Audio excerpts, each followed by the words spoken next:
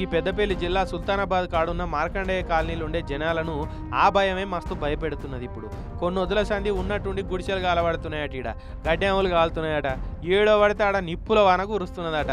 ఎందుకు ఇట్లా అవుతున్నదని మంత్రగాళ్ళ తానికి పోతే మీ కాలనీల కామన్ భూతం తిరుగుతున్నదని మంత్రగాడు చెప్పిండట.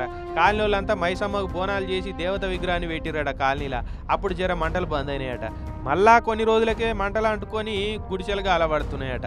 ఇక మా ఇల్లేడ అంటుకుంటుందా అన్న భయంతో కొందరు ముసలోళ్ళని పొద్దున దాకా తెల్లని దాకా కావలు పెట్టి పనులకు పోతురట. కూలినాలు చేసుక బతికేటోళ్ళే. అయితే ఇట్లా కాలనీలో మంటలు వస్తున్నందుకు కారణం కామన్ భూతమే అని చెప్తున్నాడు యోగి అన్న.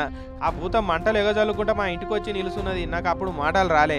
మా అమ్మను పిలిచే వరకు అక్కడికి వెళ్ళి పరారైంది. అటెంక మళ్ళీ చిన్నపిల్ల ఆత్మలు వచ్చింది. ఖచ్చితంగా అవి భూతాలే అని చాలా కాన్ఫిడెంట్ గా చెప్తున్నాడు పెద్దన్న. చూడు రియావు అట్లున్నది జనాల భయం. ఈ ఏరియాల దయ్యాల పని కాదు, భూతాల పని కాదు. ఎవడో పనికి మాలిన వాళ్ళు జనాలను భయపెడతాందుకు చేస్తున్న వ్యవహారమే ఉన్నట్టున్నది. మరి ఈ ఏరియాల గుడిసెలను ఖాళీ చేపిస్తేందుక ఏందనేది తెలుస్తలేదు.